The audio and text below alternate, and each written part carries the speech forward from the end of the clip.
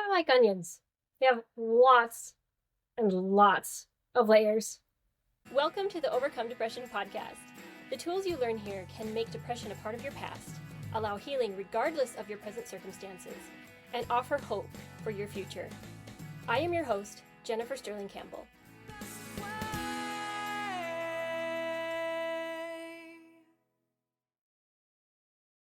As I've healed over the years, I've felt a lot like the little old man in The Emperor's Groove. He's like kind of my favorite character in that movie, believe it or not.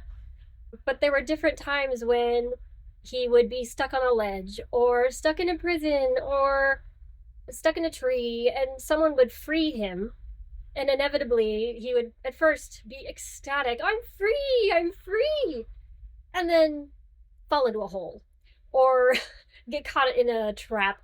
So that's kind of how healing works. And if you're expecting anything else, you're going to be very discouraged. You almost need to expect the ups, the downs, the breakthroughs where you feel like, oh my gosh, I've been healed. And then the downward spiral that you have a few months later. It's not something that you need to be afraid of, and it's not something that needs to discourage you. Ultimately, when this happens, it's usually because you've just hit another layer. And this is an opportunity to work through this next layer. So to me, I've learned to look at it as a very encouraging thing. I don't love it when these come up because they're usually uncomfortable and hard, and it takes a lot, more work to work through a layer than it is to just have some respite. But I do feel like in between the euphoric, oh my gosh, this feels amazing, I've reached this pinnacle of my healing, this is working, and the points at which I feel like I'm in a valley, there's usually some respite in between so that I can at least enjoy that few days at the minimum of joy as I was healing from depression.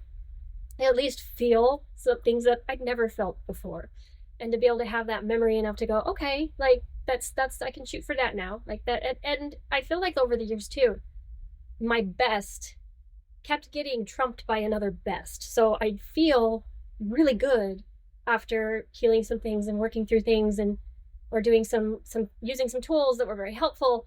And I think, gosh, this is the best I've ever felt. Man, I've overcome depression. And then the next year I'd have another breakthrough and I go, wow, this is the best I've ever felt. I've overcome depression. So it's really been a steady incline, but definitely with downturns in between. And again, that's something that you can expect through your healing. It's probably not going to look like a staircase where it's constantly up or constantly down. It's going to be a little bit of up and down hills, I suppose, is the best way to put it. There's a video in the extra credit of the workbook that illustrates this really well. It's this guy at the mall and a trampoline, and he's doing this almost dance to this music where he's going up these stairs, but he keeps falling off onto the trampoline. It's really cool. So if you haven't seen it, some of you probably have, but go check that out. There's also a book, if you haven't heard of it or you haven't read it, called Feelings Buried Alive Never Die. It's a really good book it's not necessarily going to be 100% for you, but it's definitely things to consider, maybe journal on and think about. So for example, if you're just feeling general pain, there's these alphabetized conditions in the back that offer some considerations as for maybe where emotionally this pain might be coming from. And she suggests, this is written by Carol K. Truman, God trying to get your attention, repressed anger and frustration in a relationship that hurts, feelings of guilt, indicating that something is imbalanced. I'll read another one just for funsies. So pink eye, feelings of frustration, feelings of anger at present situation, wanting to obscure what is going on around you.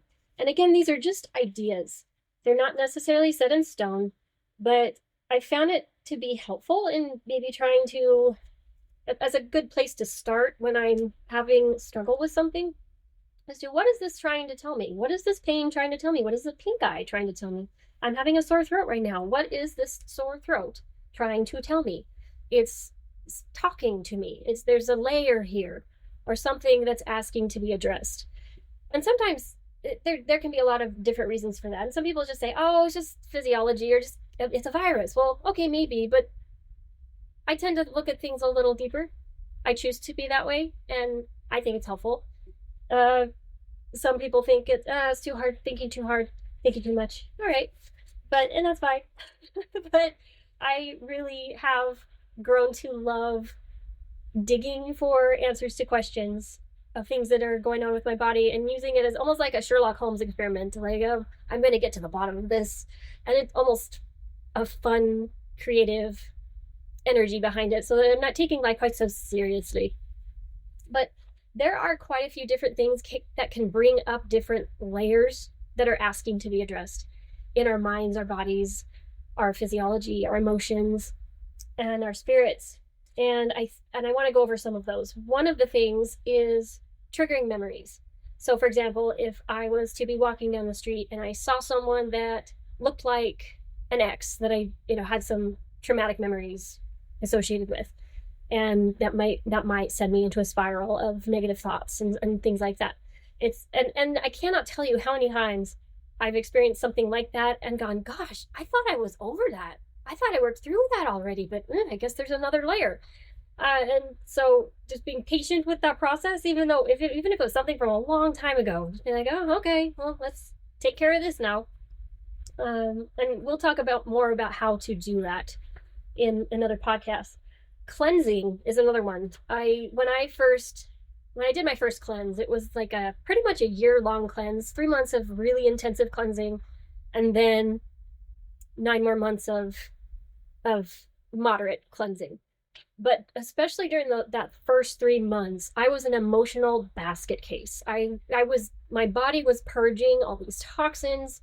I was killing off the candida in my body, which are little living organisms that have been with me for a long time, and they have emotions too. So I was feeling all of that, and it was rough. It was very, very difficult time.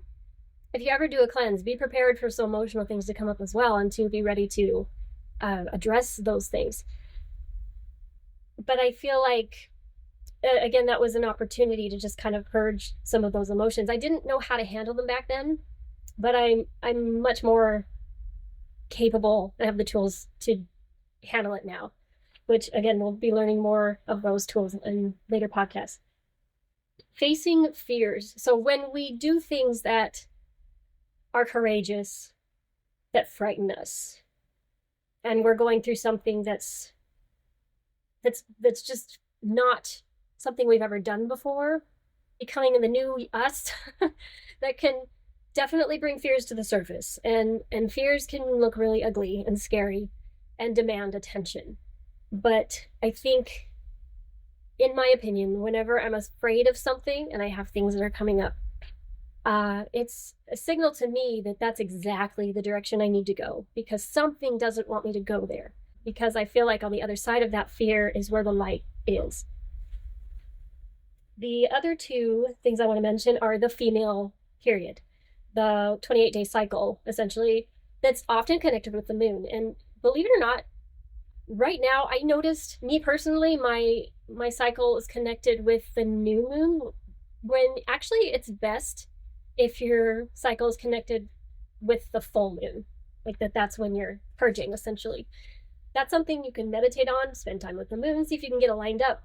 But a lot of emotions tend to come up during a woman's period. They call it PMS. And it's, yes, the woman is going through a lot of physiological purging, but it's also an energetic relationship that the moon has on this planet and on our bodies with the tides. There's a push and a pull, and it actually does affect the way we feel. And it has a tendency to bring things up. A full moon is an ideal time to write things down that you want to release, that are things that are not serving you, that you want to leave behind and make a part of your past. So sometimes I'll go with a friend of mine. She has these moon meetings, and it's a bunch of women who are supporting each other in their progress and things they're working on. and we'll make this list and then we'll burn them. And it's really nice. It's really fun. And you don't have to believe in astrology to do it. It's a really good emotional exercise. Speaking of astrology, however, I am a God-centered astrologer. Please don't let that turn you off to my podcast because I tend to, just the fact that I'm a Christian and an astrologer tends to get some cynicism from that side of the aisle, and then the fact that I'm a Christian and astrologer gets me some cynicism from the astrology side of the aisle. So I kind of caught in the middle sometimes, but I really think there's something to it, and it can bring us closer to God. So I want to make a point in favor of this concept that the planets can affect, the magnetic pull of the planets can affect how we feel. They can't control us, but they do tend to affect how we feel. The moon, I already talked about. Mars, whenever Mars is retrograde, I kind of brace myself and prepare emotionally that I make the decision that I will be in control of my emotions when other people are losing their minds, because Mars retrograde tends to make people a little irritable. I can act better. I can be kinder, and I will not take it personally. And it's just kind of a heads up, kind of nice to know that those things are coming. A Mercury retrograde, that tends to make communication a little more difficult. My husband and I will find each other misunderstanding each other and arguing more during Mercury retrograde. It's a good time to address those issues that come up. So science has done different experiments over the years that show that this magnetic pole does in fact affect us from the different planets, not just the moon. This particular experiment is from the book The Secret Life of Plants. It's one of my very favorite books. It's so incredible. It's full of experiments done with plants over the past century or so that just show a different side of plants that I never knew or considered. That they are so very alive, that they have emotions and feelings, and that they're connected to us. So highly, highly recommend. I would say it's my top 3, or within my favorite top 3 books ever written. This particular experiment was done by a man named Hieronymus.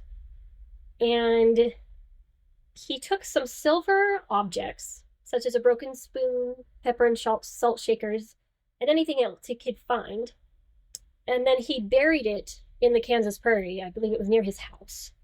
He knew where the location was, and so he worked backwards and was trying to find the emanations coming from the silver, or measure them somehow. And to his surprise, he discovered that every so often he could find no energy emanating from the silver, and wondered if someone might have dug up his hoard. But a few hours later, the energy would be radiating as strongly as ever. So long story short, this man tried several different things and realized that the energy from the silver seemed to be diverted downward for a few hours every 2.5 days. So that it wasn't measuring above the ground, but he could measure it shooting below ground.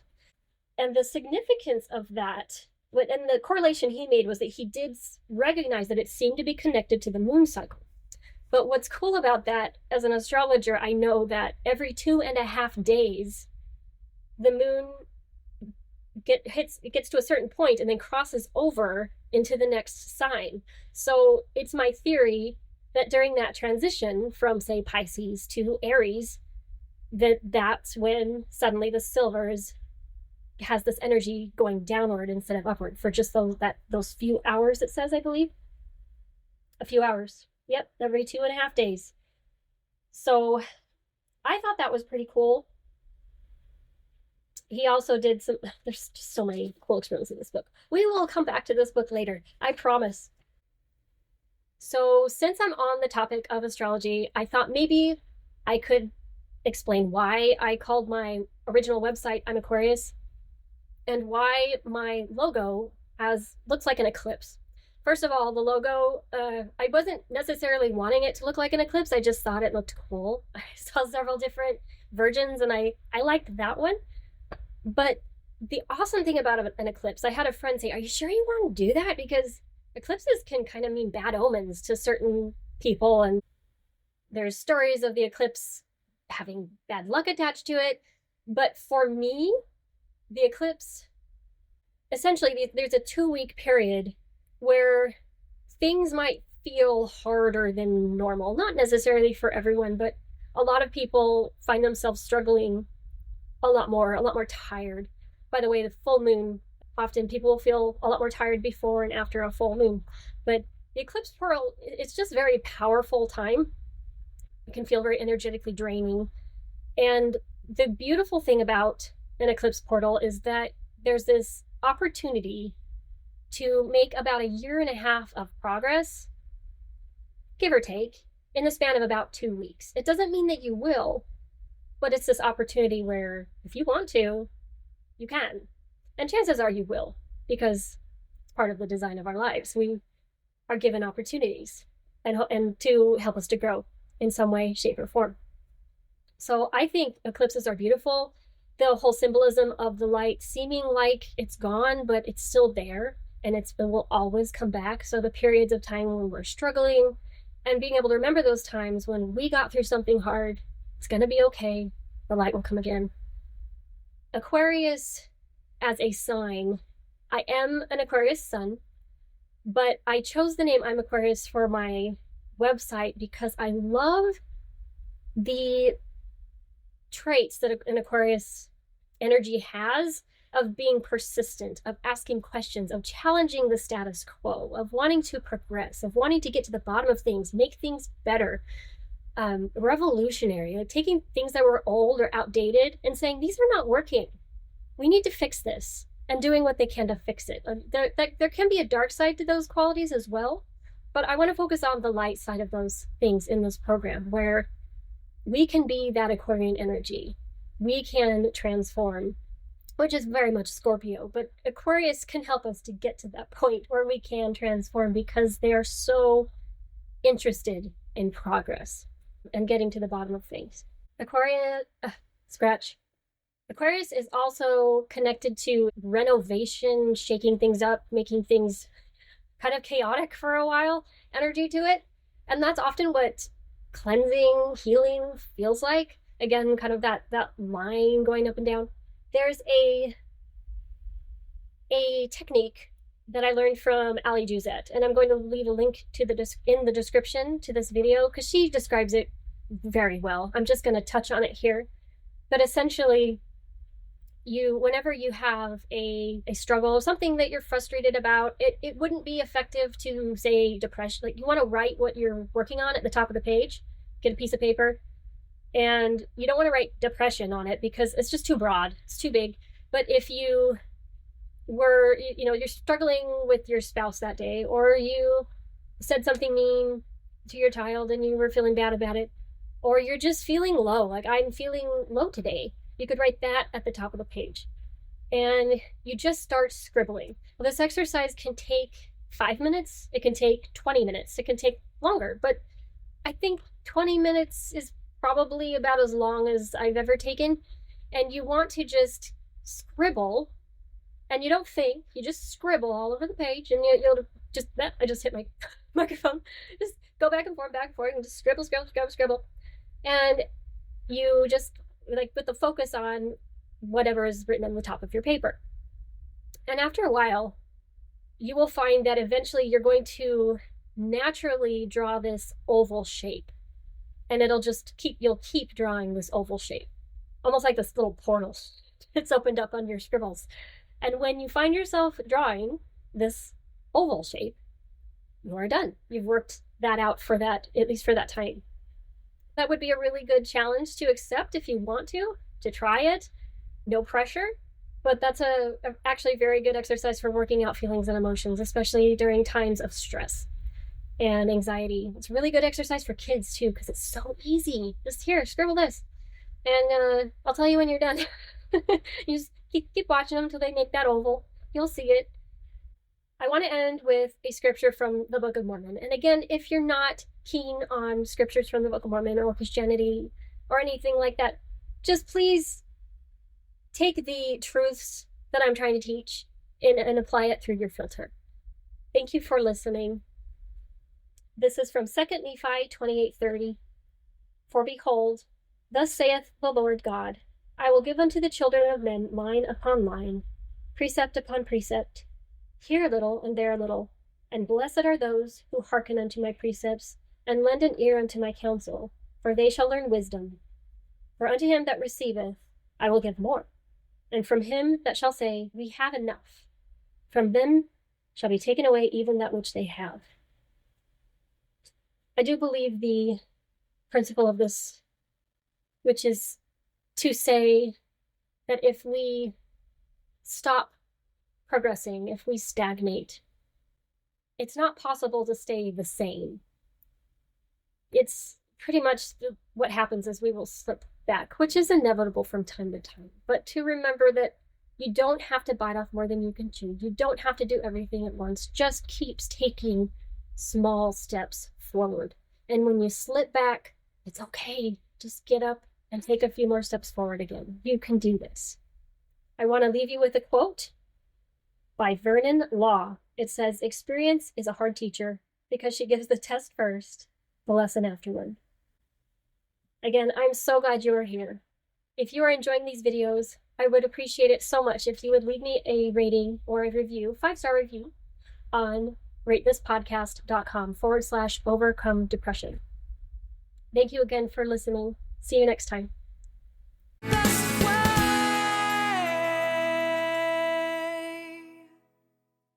If you are new to this podcast, please go watch all of the hashtag introduction videos first, and then consider downloading the Overcome Depression workbook. Links in the description.